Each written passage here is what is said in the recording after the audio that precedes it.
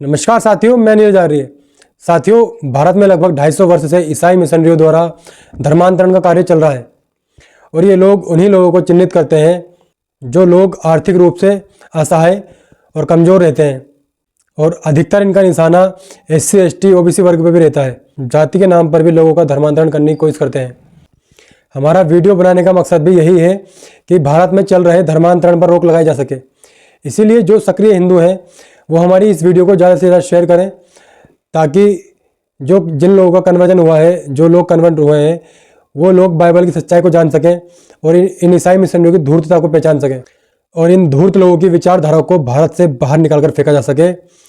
ये लोग किस तरह हमारे रामकृष्ण की झूठी कहानियाँ सुनाकर हमारे लोगों को धर्मांतरण करते हैं और आश्चर्य की बात यह है कि हमारे लोग भी इनकी बातों में आसानी से आ जाते हैं। बाइबल में कितना पाखंड भरा पड़ा है, कितनी अनाप शनाप बातें लिखी हुई हैं और ये लोग कितने धूर्त होते हैं। आइए एक सच्ची घटना के माध्यम से जानते हैं। एक बार एक ईसाई प्रचारक बड़े ही जोश में आकर पंजाब के देहात इलाके में प्रचार करने लगा।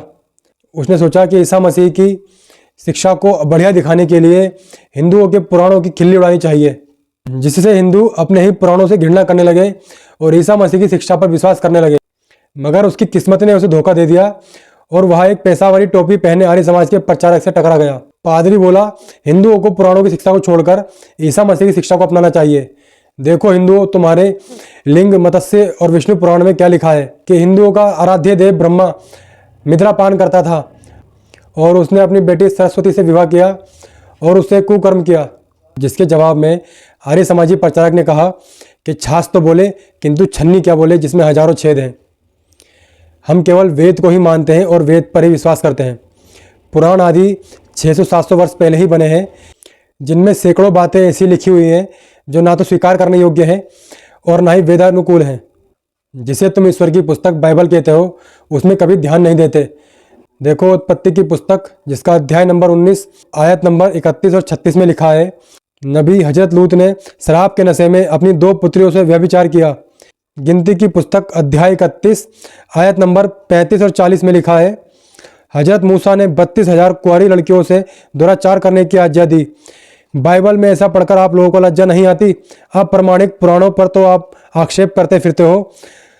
तुम लोग पुराणों के बारे में तो जानते हो कि उसमें क्या लिखा है, लेकिन आपकी अपनी किताब बाइबल में क्या लिखा है या नहीं जानते। फिर पादरी बोला, देखो पद्य पुराण के अनुसार विष्णु ने जालंधर वेद का रूप धरकर उसकी पत्नी संग सहवास किया।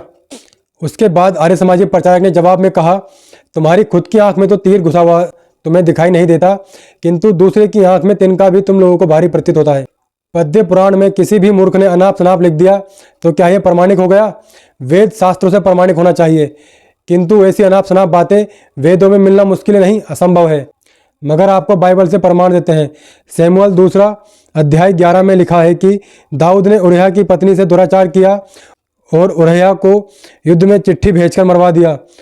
तुम लोगों का अपना नाक तो कटा हुआ है, लेकिन नकटा दूसरे को बताते हो। उसके बाद पादरी बोला, देखो तुम्हारा महादेव अपने विवाह में नग्न होकर बेल पर चढ़ गया था। जिसके जवाब में आर्य समाजी प्रचारक ने कहा, उत्पत्ति की पुस्तक अध्याय 9 आयत नंबर 20 और 23 में लिखा है, नूह शराब पीकर नंगा हो गया। यह बात आपकी इल्हामी पुस्तक कहती है। उसके बाद पादरी बोला, राम ने रावण ब्राह्मण का वध किया, रावण को मारा और अपनी स्त्री सीता को, जो रावण के घर प्रविष्ट हुई थी, उसको पुनः स्वीकार किया, जबकि लोगों ने उसे अशुद्ध और अपवित्र ठहराया था। जिसके जवाब में आर्य समाजी प्रचारक ने कहा कि श्री राम तो महापुरुष थे, उनके जैसी वीरता देखने को नहीं मिलती। उस काल में बिना अपने पिता के राज्य की सहायता के 25 कोस लंबा पुल बनाया, रावण जैसे पापी को यमलोक भेजा और माता सीता, जो रावण के घर रहकर भी पवित्र थी, उनको पुनः स्वीकार किया। देखो तुम्हारी पुस्तक बाइबल में क्या लिखा है। उत्पत्ति की पुस्तक अध्याय 34 में लिखा है कि याकूब की बेटी दीना को हमोर के पुत्र साकेम ने भ्रष्ट कर दिया था, अपवित्र कर दिया था, और बाद में विवाह का प्रस्ताव भेजने पर भी याकूब ने अपवित्र हुई अपनी लड़की को अपने घर में रख लिया। इनको देखकर तो एक ही कहावत स्मरण होती है, आंख के अंधे का नाम नैन सुख। उसके बाद पादरी बोला, देखो भागवत पुराण में क्या लिखा है, श्री कृष्ण तो गोपियों के संग नग्न अवस्थाओं में दुष्कर्म किया करते थे। जिसके बाद आर्य समाजी प्रचारक ने जवाब में कहा, बाइबल के उत्पत्ति पुस्तक 38 अध्याय की आयत नंबर 17 और 19 में लिखा है कि यहूदा नबी ने अपनी विधवा पुत्र वधू तामर के संग व्यभिचार किया। ऐसी ना जाने कितनी असभ्य बातें बाइबल में भरी पड़ी हैं। श्री कृष्ण जी महाराज विद्वान, पुण्य आत्मा, कर्मठ, साहसी और महापुरुष थे। उन पर दोष लगाने वाली भागवत सर्वथा अप्रमाणिक एवं अस्वीकार है। उसके बाद पादरी बोला, ईसाइयों का ईश्वर दयावान है। जिसके जवाब में आर्य समाजी प्रचारक ने कहा, वेदों में ईश्वर का वर्णन पवित्र, न्यायकारी, दयालु, सर्वज्ञ, सत्य, धर्म आदि गुणों वाला है, जबकि बाइबल का परमेश्वर अज्ञानी, छली, कमजोर, क्रोधी, ईर्ष्यालु एवं हिंसा में विश्वास रखने वाला है। उत्पत्ति पुस्तक के अनुसार एक आदम के पाप के लिए संपूर्ण संसार के मनुष्यों को पापी ठहराना कहाँ की दयालुता है। किसी एक व्यक्ति को फांसी दिए जाने पर संसार के संपूर्ण मनुष्यों का पापों का क्षमा करना कहाँ का न्याय है। शमूएल 1 अध्याय 6 आयत नंबर 19 के अनुसार 50,070 पुरुषों को मारने वाला खुदा दयावान कैसे हुआ। शमूएल 1 अध्याय 15 आयत नंबर 3 के अनुसार क्या सारे पुरुष,